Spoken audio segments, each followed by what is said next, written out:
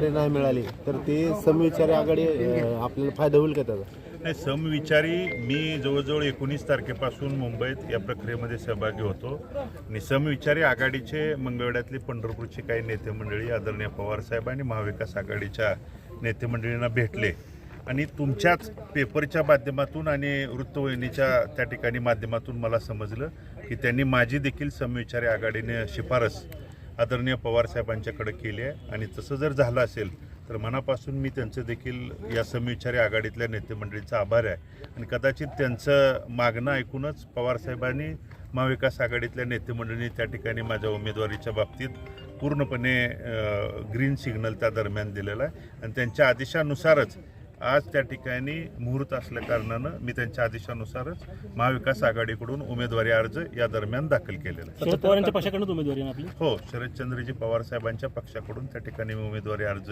दाखल केलेला आहे.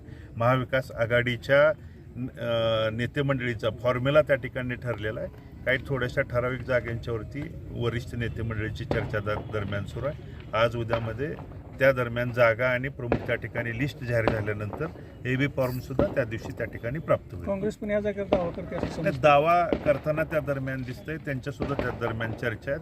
काँग्रेस असेल किंवा महाविकास आघाडीकडं, मी महाविकास आघाडीच्याकडं त्या ठिकाणी मागणी केलेली आहे. वरिष्ठ नेते मंडळी जो त्या ठिकाणी आदेश मला देतील, जो निर्णय देतील तो मान्य करून मी लढणार आहे त्या ठिकाणी कार्यकर्ता आहे. तिकीट न मिळाल्यास अपक्ष उभा नाही, न मिळाल्यास हा विषय त्या ठिकाणी येणार नाही.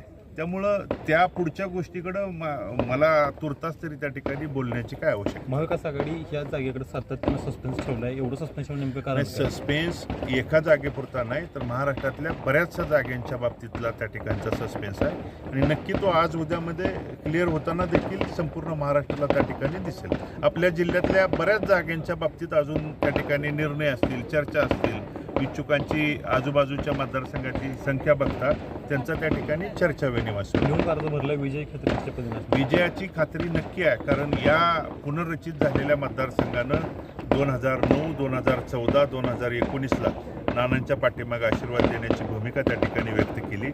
नानांच्या नंतर दुःखद निधनानंतर झालेल्या पोटनिवडणुकीला मी सामोरं जात असताना 3700 मतांनी त्या ठिकाणी मला पराभव स्वीकारावा लागला. पण तो पराभवातल्या झालेल्या त्या ठिकाणी उमेदवार म्हणून ज्या चुका असतील किंवा त्यावेळी अनेक शक्ती, अनेक ताकदी एकत्रित येऊन त्या पराभवामध्ये देखील त्या ठिकाणी सहभागी होत्या. पण त्या सध्याच्या विद्यमान आमदारांच्या कार्यक्रमाच्या पद्धतीमुळं त्यांनी देखील पश्चातापाची आणि विरोधाची भावना आज उघडरित्या बोलून दाखवलेली आहे. त्यामुळे ते त्यांची चूक त्या ठिकाणी दुरुस्त करतील. उमेदवार म्हणून देखील माझ्या काही चुका झाल्या असतील तर ते पोटात घ्या, हे मायबाप जनतेच्या पुढे जाऊन विनंती करून त्यांनी ठाम विश्वास, आशीर्वाद देण्याची भूमिका सांगितल्यानंतरच मी आज या ठिकाणी उमेदवारी अर्ज दाखल करतो आणि त्यांचा आशीर्वाद, पाठबळ माझ्या पाठीमागं होता आणि भविष्य काळात देखील राहील.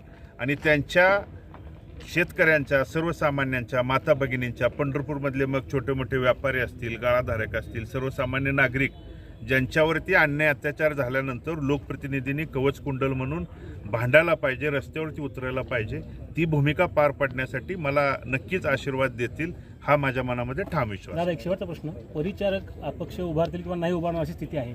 अशा परिस्थितीमध्ये त्यांना काय आव्हान करताय का त्यांची चर्चा करताय? मी या अगोदरच सांगितलं की समविचारी आघाडीच्या नेतेमंडळींनी मला आपल्या पेपरच्या आणि वृत्तवाहिनीच्या माध्यमातूनच मला ऐकायला मिळालं आणि त्यांनी सुद्धा उघडरित्या सांगितलं की माझीही शिफारस त्यांनी त्या ठिकाणी केलेली आहे. मी त्याबाबत त्यांचा आभार मी व्यक्त त्या ठिकाणी केलेला आहे आणि नक्कीच जर मला उमेदवारी मिळाली तर समविचारी आघाडी देखील चुकीचा माणूस बाजूला सारण्यासाठी मनातले मनभेद त्या ठिकाणी असतील ते दूर सारून एकत्रित येतील हा मनामध्ये माझा ठाम विश्वास आहे. थँक्यू.